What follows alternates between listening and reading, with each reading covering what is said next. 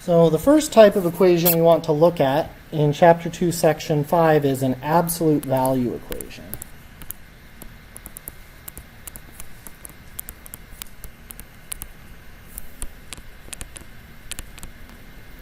So absolute value equations are going to have an algorithm similar to what we were just seeing in the previous section. So if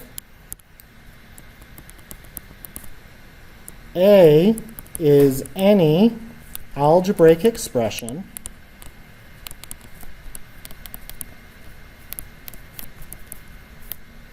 and B is greater than or equal to 0,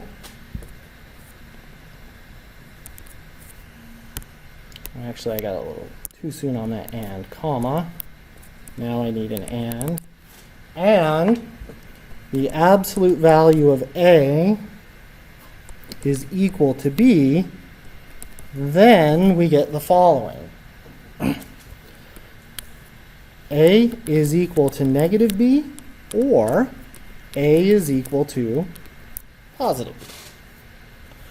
So this is our algorithm that is going to allow us to get rid of absolute value bars. So in order to solve an absolute value equation, we will always have to trade it for two other equations to be resolved. So let's go ahead and take a look at our first example.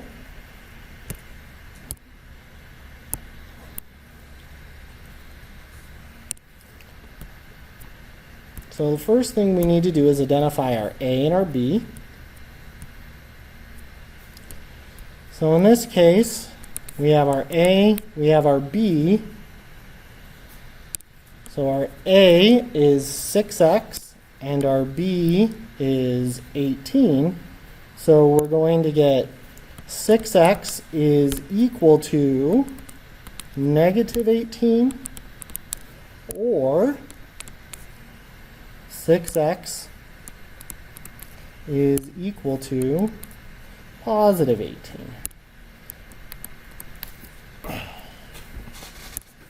So then we divide by 6, and we get x is negative 3. Or we divide by 6, and we get x is equal to positive 3. So those would be our two solutions to that absolute value equation. All right, let's keep on going. So our next example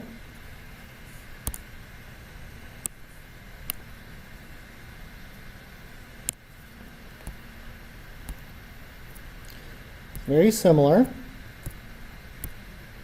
In fact, instead of a monomial, we now have a binomial for our A. So our A in this case is going to be x plus 2, and our B in this case is going to be 5. So then we would end up with x plus 2 equals negative 5, or x plus 2 is equal to positive 5. Minus 2, we minus 2. We get x is equal to negative 7, or we minus 2, we minus 2. We get x is equal to 3. So those would be our two solutions. So just in case, I know these ones are pretty easy to check by just plugging them in mentally, but it is worth mentioning that where we get the absolute values on our calculator. So there's a couple of different ways to get absolute values. So the first way is you press alpha window, and the very first choice after pressing alpha window on your calculator will insert the absolute value. So if I were to check my second solution, 3, I would go 3 plus 2 inside the absolute value, and indeed that gives me 5. The other place absolute value can be found is under our math menu, and if you go over to number, so you hit math, hit your right arrow once, and it's the very first choice.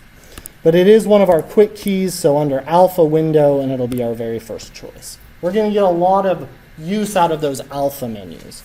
So remember, absolute value can be found as alpha and then window on your calculator. All right. So now we're ready to look at example 3, and let's compare and contrast again to the previous problem. In fact, this might remind you of when we were using the square root property in the previous section. We did it once again. Our theorem tells us something in symbols that it didn't tell us in words. It says if A is any algebraic expression, B is greater than or equal to 0, and the absolute value of A equals B, then we get A equals negative B or A equals positive B. So what this part, the absolute value of A equals B, is telling us in symbols, but not in words, before we can use this rule to solve an absolute value equation, we have to isolate the absolute value. So in general, the first thing we're going to need to do is isolate A, because that's our A. So to do that, we're going to need to subtract 7 from both sides of our equation. So we minus 7, we minus 7, and that gives us 3x minus 4 is equal to 5. And now we can identify our A and our B. So then our two equations would be 3x take away 4 is equal to negative 5, or 3x minus 4 is equal to positive 5. So then we add 4, and we add 4, and we get 3x equals negative 1. Divide by 3, divide by 3, and we get x is negative 1/3. The next thing we would need to do is add 4 and add 4. And that gives us 3x is equal to 9. Divide by 3, divide by 3, and we get x is equal to 3. So let's go ahead and check our solution of negative 1/3. So we would go negative alpha y equals gets us our fraction, so negative 1/3. Oops. It's 3 times 1/3. 1/3. Close that, minus 4. And then on the outside of my absolute values, plus 7. And if it's indeed a solution, I should get 12. And indeed it does check. Right? So we can put all of this back in just like we did before to verify that our solution is indeed correct.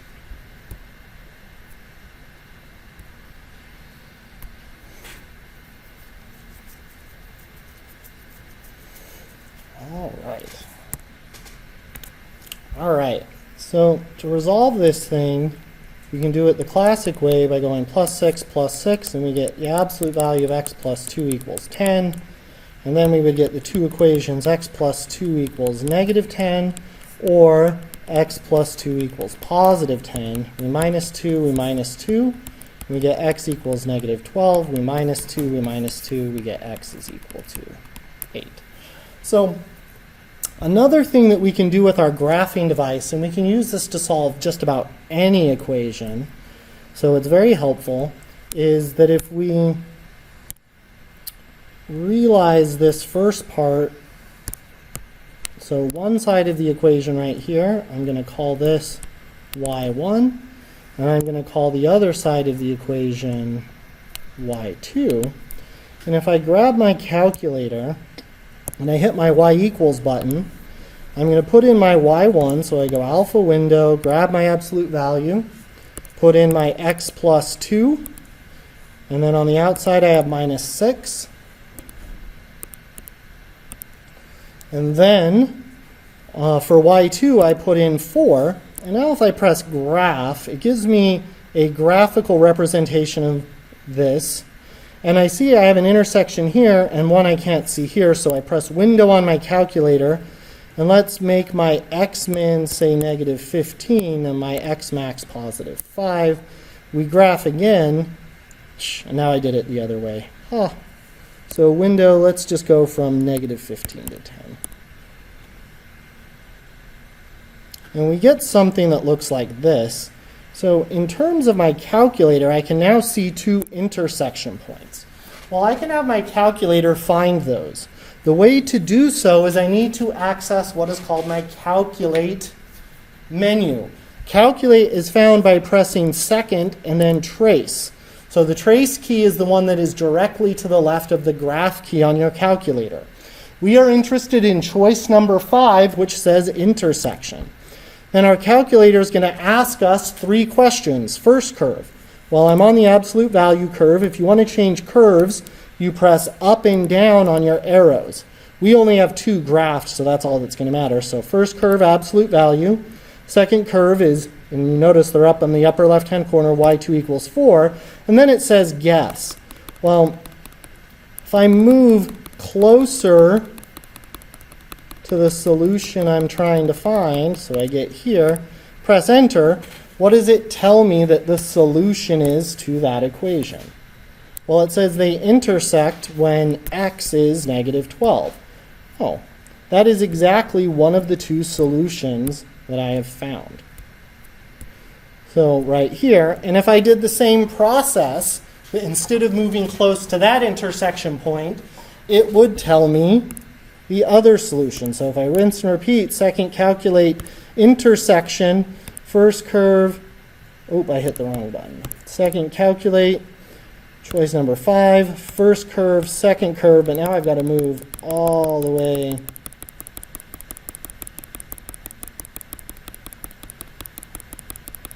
back over here. So scroll, scroll, scroll, scroll. That's probably close enough. I hit enter, and it gives me the other solution, which is x is equal to 8. So we can resolve pretty much any equation, almost any, I shouldn't say any, almost any equation graphically by finding their points of intersection. So remember, to do that, what we did is we made one half of the equation y1 and we made the other half of the equation y2. We graph both of them and solve that system of equations graphically by finding their points of intersection by accessing our calculate menu. All right. So now we are going to transition to a different type of equation, and we want to focus on radical equations.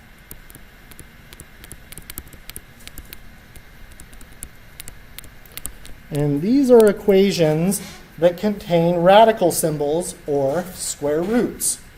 So the first thing, before we actually do some examples, let's talk about what we're doing and why it's a problem.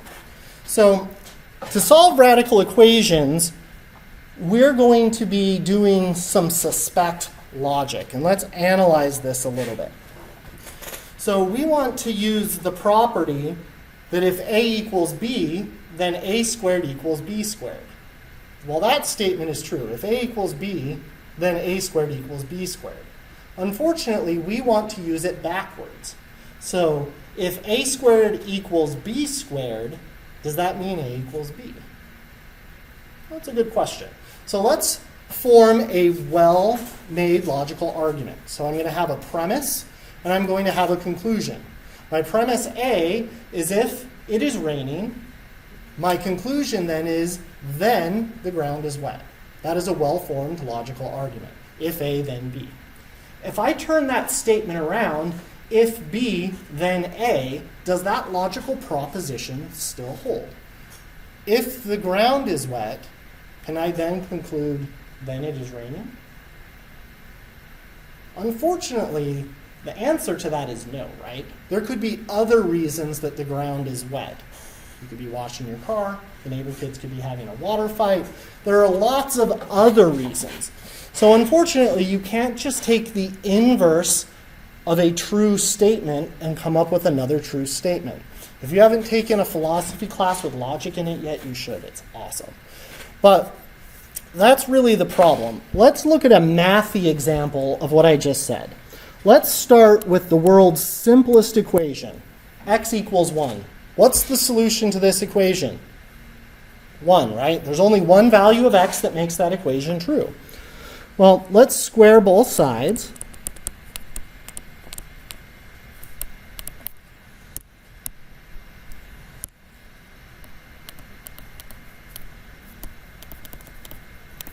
So if I do that, I have x squared equals 1 squared. So that gives me x squared equals 1.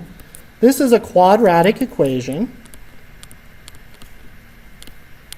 So if I minus 1 and I minus 1, I get x squared minus 1 equals 0.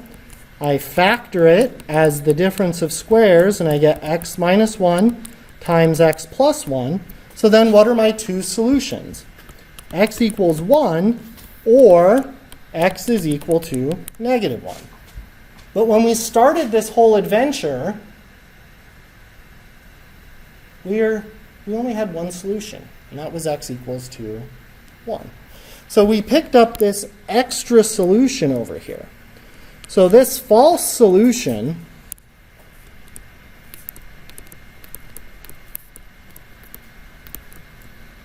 is called an extraneous solution.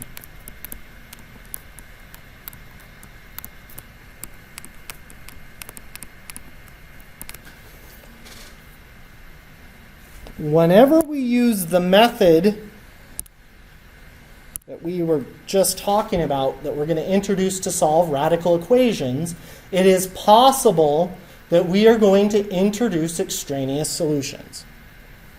So there is no way to avoid that. So now, in our algorithm, the check step that we've been talking about has always been optional, right, to make sure our answers worked.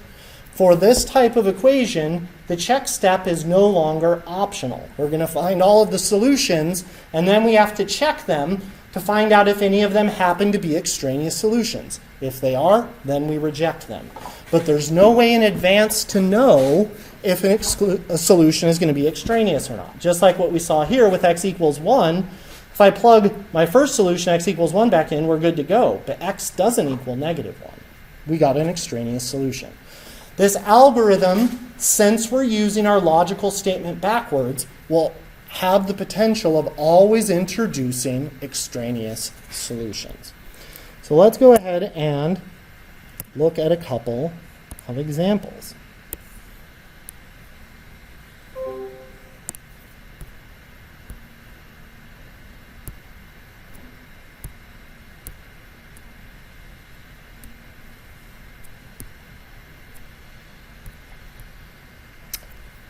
So to resolve this, we're going to outline some steps. So the first step, step 1, is we isolate a radical.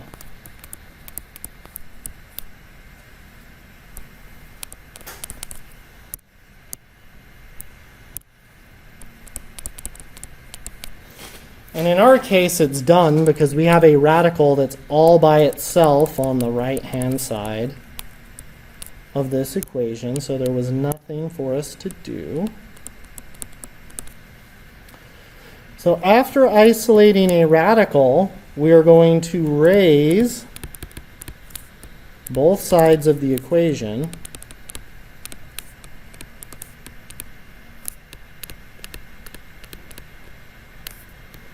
to the same power as the index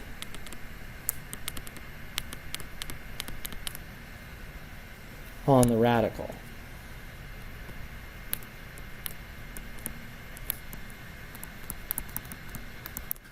So in our case, we have a square root, and when we have a square root, we normally don't write the index. It's always there if we need it. Remember, the index is 2.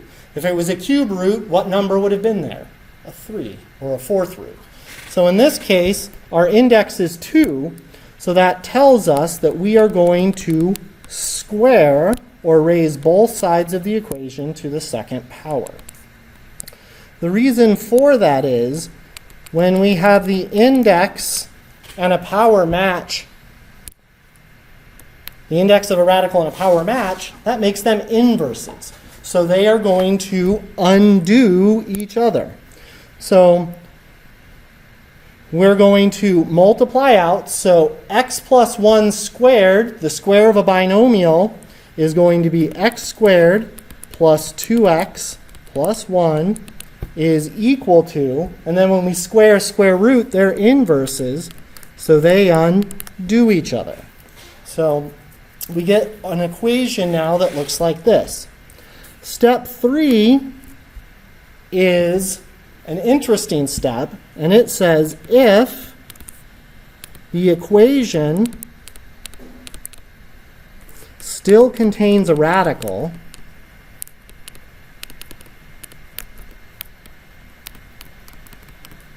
go back to step 1.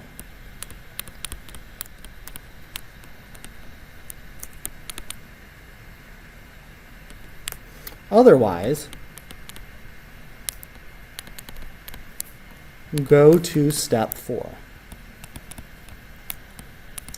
So basically, after we square both sides and simplify, if the equation still contains a radical, you go back to step 1, which is you isolate a radical, and you're going to keep squaring. And you have to do that until the equation contains no more radicals.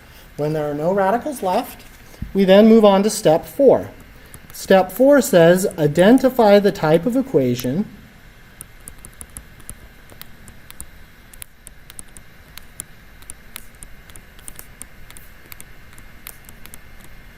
and solve.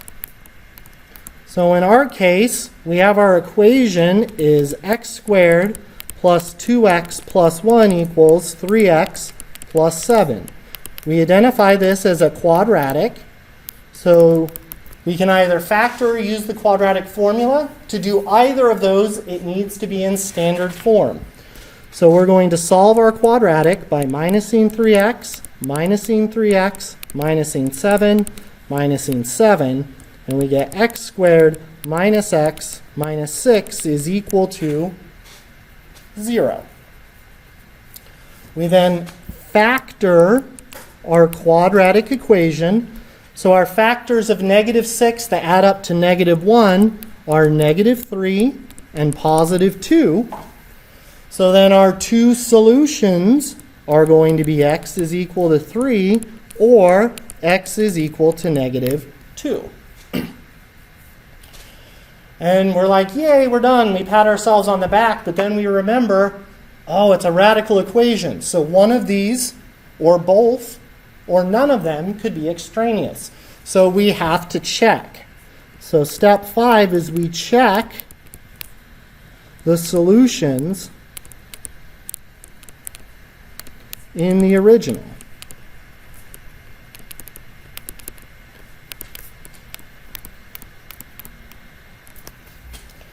So our original equation was x plus 1 was equal to the square root of 3x plus 7. So if we check x equals 3, we want to know, does 3 plus 1 equal to the square root of 3 times 3 plus 7? Well, 3 plus 1 is 4, 3 times 3 is 9, and 9 plus 7 is 16, and the square root of 16 is indeed 4. So it checks. And now we check our other solution, which is -2. And we have -2 plus 1, and we want to know, question mark, does that equal 3 times -2 plus 7? -2 plus 1 is -1. 3 times -2 is -6. -6 plus 7 is 1, and the square root of 1 is 1. So this is false. And x equals -2 is an extraneous solution.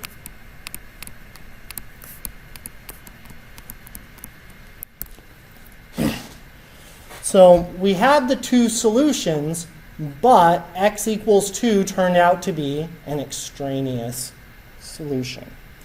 So that's why the check step is no longer optional when resolving radical type equations. All right, let's take a look at our next one. So a little more comparing and contrasting here. In example number 5, we'll notice that it is different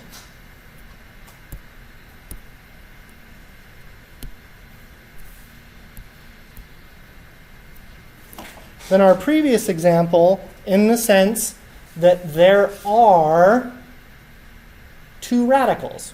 We're still going to do the same algorithm. So step 1 is we isolate a radical. Well, we're done. There's nothing to do there because we already have a radical that is isolated.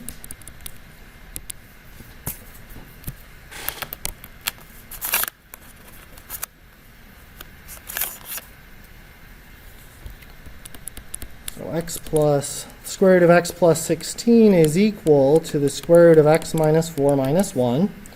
Step 2 is we're going to square both sides, and we square the square root, and we get x plus 16 equals. But then we've got to remember, when we're squaring, that really means that we're FOILing out this binomial. So when we do this, the square root of x minus 4 times the square root of x minus 4 is x minus 4. The square root of x minus 4 times negative 1 is the negative square root of x minus 4. And then we distribute our negative 1 in. Negative 1 times the square root of x minus 4 is the negative square root of x minus 4. And negative 1 times negative 1 is positive 1. So we clean this up a little bit. And we get x plus 16 is equal to x, negative 4 plus 1 is negative 3, and then negative square root of x minus 4 and negative square root of x minus 4 is negative 2 square roots of x minus 4. Step 3 says, if the equation still contains a radical, what do? We loop back to step 1. So we're going to go back to 1. And what did step 1 tell us? Isolate a radical.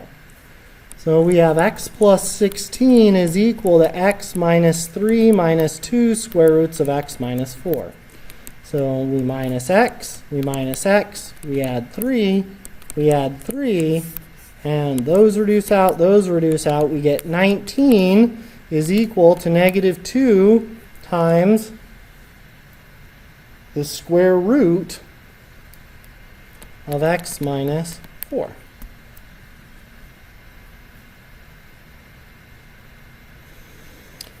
So now we continue isolating, divide by negative 2, divide by negative 2. We get negative 19 over 2 equals the square root of x minus 4. We square both sides again.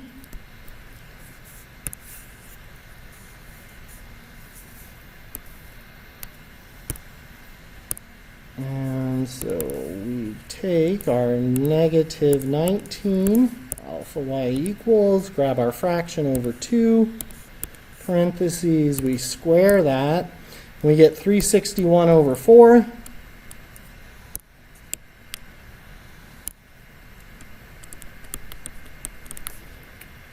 Is equal to x minus 4. We add 4,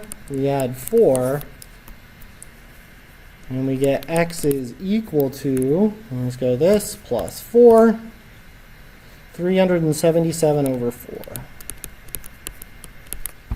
Okay, so we finally got our solution, but now we need to check it. So we go back to our original that we have here. And instead of having to type 377 over 4 a whole bunch of times, you can press second and your negative key, the one that's right next to your decimal point on the bottom. And if you do so, it will pull up the answer on the previous line.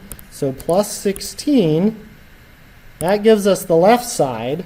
And then we can go second square root. This time I will have to type it. Alpha y equals 377 over 4 minus 4 outside of the radical minus 1. We hit enter, and we get 17 over 2. Are those two things equal? So 21 over 2 does not equal 17 over 2. So this equation has no solution. So the solution does not check.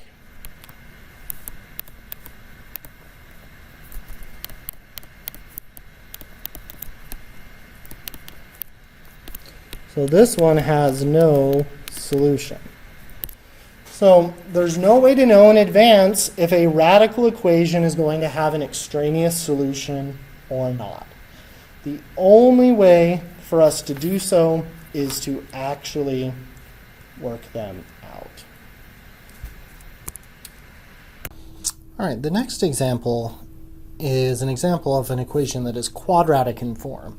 So this means that instead of being a traditional quadratic equation of the form ax squared plus bx plus c equals 0, it's actually the function composition of a quadratic and some other functions. So something of the form a times f of x squared plus b times f of x plus c equals 0. So normally, to help us visualize this, instead of using the f of x notation, let's just make the substitution u. And let's let u equal x squared plus 1. Then if I rewrite this quadratic in that form, I would have u squared plus u minus 6 is equal to 0. And now it's very apparent that this is quadratic in our new variable u. And we can solve this by factoring. So we're going to have u plus 3 times u minus 2. And that would give us the two solutions, u equals negative 3 and u equals 2.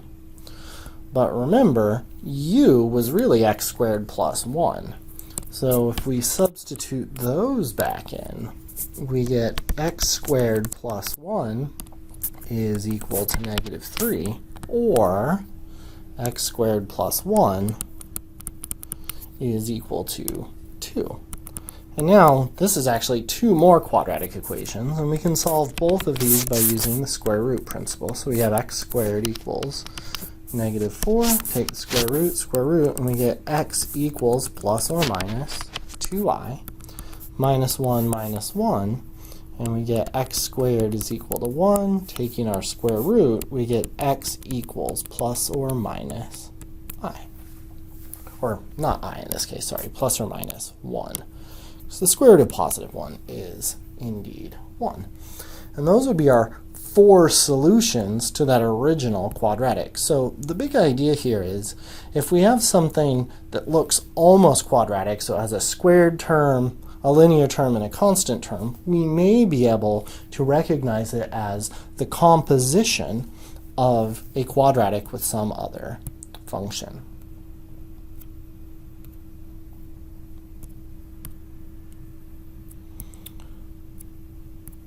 Alright, so here, in this one, we're going to let u equal x squared, because then we would notice that u squared would be the same as x squared squared. So then x squared squared would be x to the 4th. So then this can be rewritten as u squared minus 10u plus 9 is equal to 0. Once again, we factor. We need factors of 9 that give us negative 10, so that's minus 9 and u minus 1. So our two solutions are u equals 9 and u equals 1. But if u is x squared, that's x squared equals 9, or x squared equals 1. Take the square root, and I get x equals plus or minus 3. Square root, and once again we get x equals plus or minus 1. And those would be the 4 solutions to that quadratic in form equation. Alright, our last example that we want to look at is what is called a rational function. And we looked at some of these before. And we're going to take the same approach that we did earlier. So the first thing we're going to need to do is factor all denominators. So we're going to have x minus 7 times x minus 10, because those are our factors of 70 that add up to 17, are 10 and 7. So then our least common denominator is going to be x minus 7 times x minus 10. And so then our excluded solutions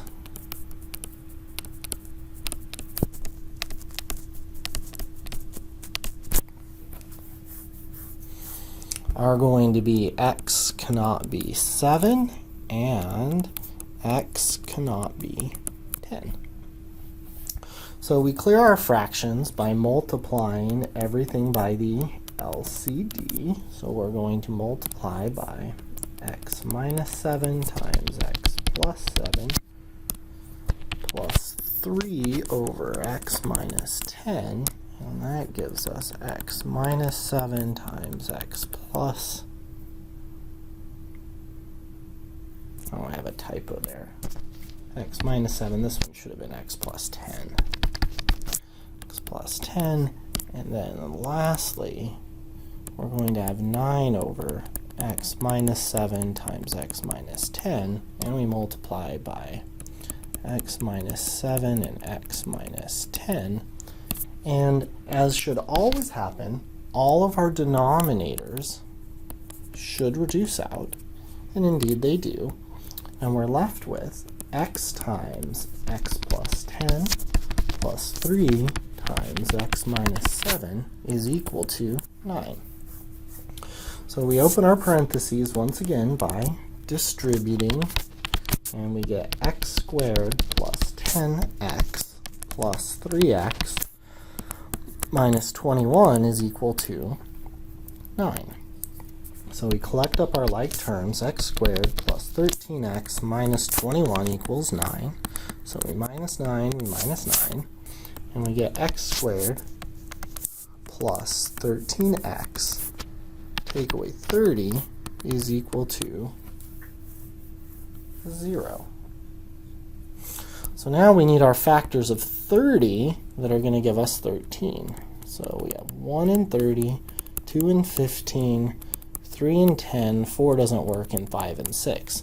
So notice this time we have a false friend because we might think that 3 and 10 are going to work. But since this is negative 30, one of them has to be positive and one of them has to be negative. So what we're actually going to have is 15 and 2, because we're going to have 15 take away 2 gives us the 13, which is the number that we need. So then our factorization is x plus 15 times x minus 2 is equal to 0. So our solutions are negative 15 and x is equal to 2. And we're super happy and we pat ourselves on the back. But then we go back up and we look, do we have any of our excluded solutions? And we don't. So indeed, both of these are true solutions. And that would be our solution to that quadratic.